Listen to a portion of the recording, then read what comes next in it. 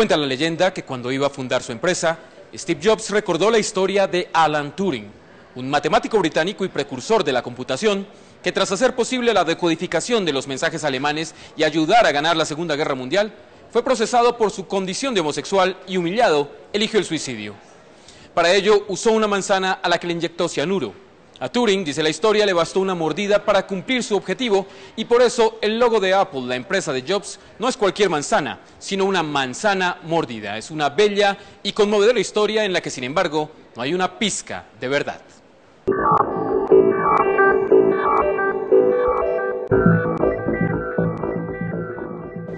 Si alguien puede contar la verdadera historia de la manzanita de Apple, es el hombre que la dibujó en 1977, Rob Janoff. Desde su oficina en Chicago relató en tiempo real los orígenes del hoy famoso logo. From all the research I've done was pretty arbitrary. They had a list of names. I know that Steve liked the Beatles and Apple Records, as I did, and Apple was one of the names on their list, and they were going to be filing their business papers the following day, and so they said, okay, if we can't think of anything better, we'll use the name Apple. And Steve Wozniak said, oh, great, that means we're going to get sued. They did get sued, but much later, and promised, no, we won't go into the music business until they did. And by that time, Apple Inc. was bigger than Apple Corps, so they worked out an agreement where Apple Corps, the record company, was able to lease the name from Apple Inc., the computer company, and so it kind of flipped in terms of who's suing who. But it didn't have any deep meaning. It was just a name that Steve liked a lot. Como en esa época diseñar por computador no era una opción, el logo se hizo con lápiz, papel, regla y compás. La mordida, dice Janoff, tampoco es cosa de mensaje, sino de escala. When I got the assignment to do a logo, I knew that having a computer named for a piece of fruit could be a very interesting and creative logo design. Of course, it should look like an apple, and that's why I came to the shape that I did. I tried to come up with a universally acknowledged shape of an apple. What I discovered was when I did an apple, it could be any kind of round fruit. So that was one of the reasons I put a byte in it. And then I learned that byte, B-Y-T-E, is a computer word, which meant this is perfect for a computer company. So it was a happy accident. So in our back pocket, we had an apple without a byte in it, just in case. He thought it was too cute. Antes del estilizado logo blanco de hoy, e incluso antes de las manzanas de cristal de los primeros iMac, el logo de Janoff lucía con los colores del arco iris. For a couple of reasons. The sort of overarching reason was it was the first time we were asking people to bring a computer home, and in fact, we first called it a home computer, not a personal computer. Bringing a computer into your home had to be a little bit more accessible and not so industrial, and Steve was very intent on making a good-looking case for the Apple II. So he designed this molded plastic Apple case for the Apple II, and I thought that making this apple shape stripes would be much more comfortable and familiar, and besides that, it would be more original, more unusual.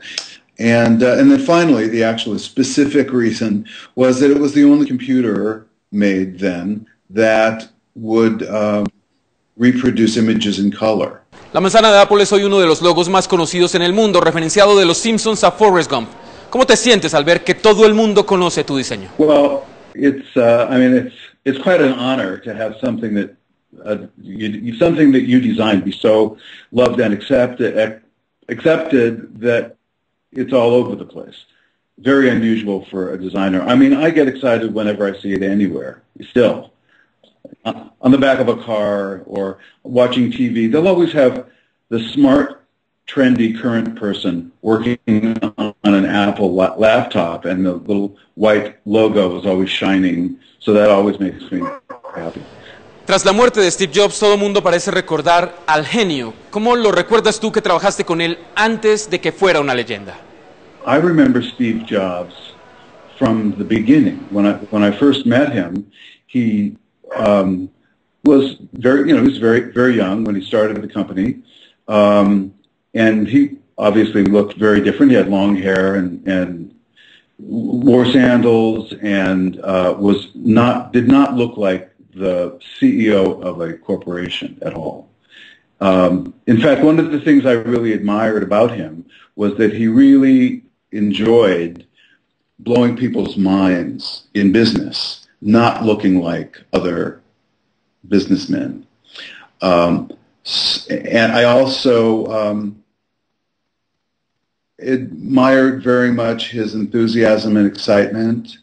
One example was, I don't know if you know that Steve studied calligraphy in school. He was very proud of the fact that he audited without credit a class in calligraphy. He liked the arts, and he was so very excited that when he was developing the Macintosh, he showed me on a screen how the Macintosh would make typography, letter forms, crisp and clear, where you would have the elegance of typography in a computer. So he was very into the elegance of the written word.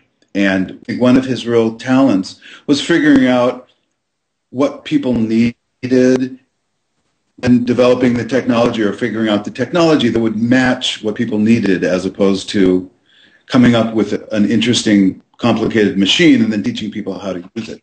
So I think Steve has to get the credit for making computing very, very accessible. He was doing that before Bill Gates did Windows. I've always thought it was this huge stroke of luck to have my path cross Steve Jobs' path at the time in history made it. And the fact that I got to work with Steve in the early days and got to design something that lasted this long is a real honor, and something that never happens ever. Para más información visite esta dirección. Yo soy Wilson Vega, en tiempo real.